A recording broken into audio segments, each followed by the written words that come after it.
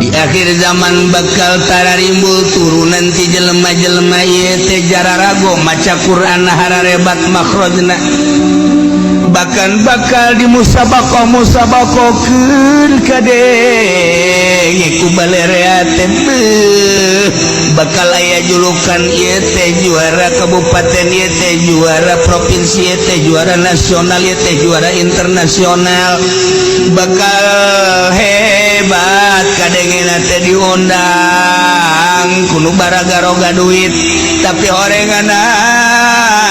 maca Qur'anna teh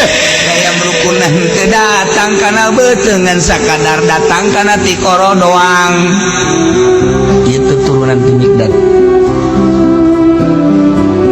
bakal dimusabakokeun dia hebat-hebat kadenge ku balerea kahebatan suara jeung makrojna jeung lirik-lirikna tetapi na manehanana teu make kana aturan-aturan Al-Qur'anul Karim Quran mah dibaca wala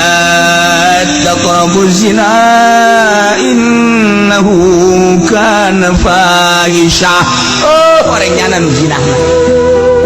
nyana nu zina Al-Quran dibacakan kumanehanana soal riba tapi nyana nu bolak-balik bae ka bank kunyana dibaca Al-Quran didengung-dengungkeun soal keadilan tapi nyana pang teu adil-adilna kecak kanjing Nabi bakal aya pembaca Al-Quranul Karim nu hebat istimewa tapi ternyata ngan sakadar datang ka ti koro hungkul teu datang ka beuteung ka kolbu yakna teu make loba baksana qori hafizul Quran ieu mah lain sakadar baca biasa hafizul Quran tetapi teu make kana Al-Quranul Karim. Masya Allah kangen geus ngomong kitu teh kumaha geus ieu lantaran baheulana teh aya Mikdad yakni ki Hurqus bin Zuhair idil ya Rasulullah adil atuh aya babagi teh Masya Allah wih akan sekanggeng wa man yadil di dalam ayat sahatu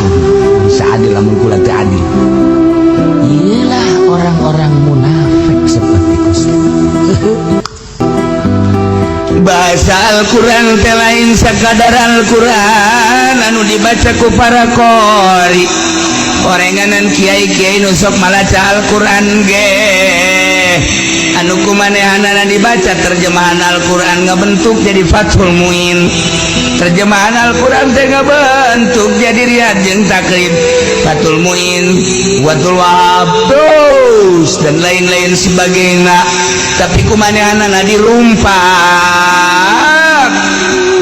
kreditan anu dua harga haram Quran geus ngajelaskeun hadis Kangjeng Nabi nu ngajelaskeun diterjemahkeun melalui kitab-kitab fikih tapi horenganan nyana malah nu boga sorong ieu kumaha ieu gara-gara ieu Hurqus bin Zuhair seorang munafik anu cak sidda umat dan da'an ya Rasulullah an adri umur wahai ulah engke bakal timbul turunan-turunan ti dieu pembaca Al-Quran pembaca kitab sakadar duniawi dan duniawi teu make kana aturan-aturan Al-Quranul Karim Gusti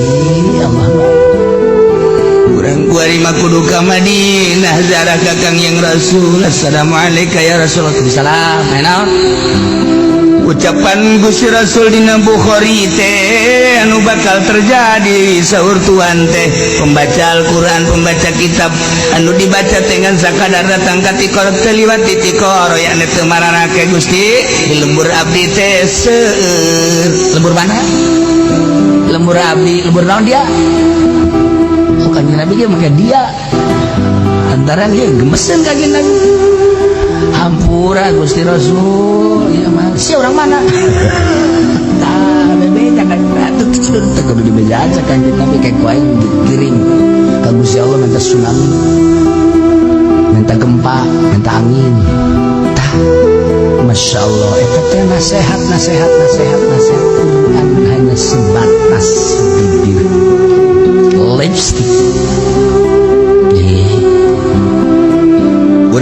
kuari ngaraji teh ieu kuari di majelis salim lalaki hungkul awewe di majelis salim awewe di ditu tadi nama diulah ngaji teh awewe di dieu teh supaya ulah ngahiji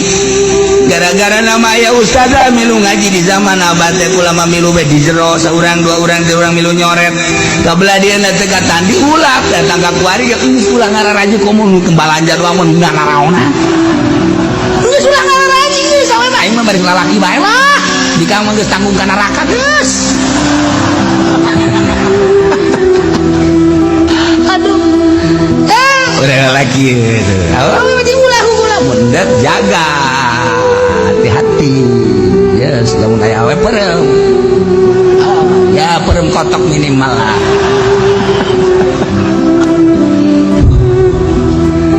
tapi ya kan anu di pabrik mah awewe lalaki nu di sakolahan mah awewe lalaki sanajan pondok pesantren modern tapi kan ngahiji awewe jeung lalaki eta teh geus teu ngarasa haram per hari per detik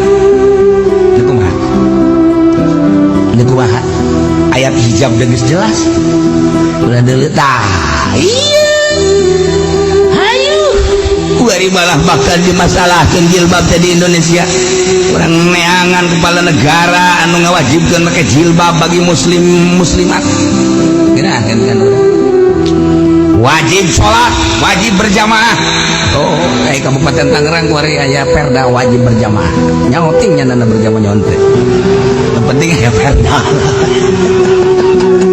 sakitu ge geus kemajuan lumayan masyaallah nah iya munafik mata ketika seperti eta turunlah malaikat Jibril mawa ayat itu wa minhum tina sawarehna munafik teh mana ya jelema munafik yal mizuka anu nyaci ka anjeun Muhammad lai bukan nyolanya cima ka anjeun Muhammad pikis nu sedekah dina ngabagi tentang sedekah tentang gonimah tentang zakat di antara eta tadi Urkus bin Zubair Mikdad teh anu bahasana idil ya Rasul sing adil Rasulullah nah eta kan bahasa teh bagus kos kitu teh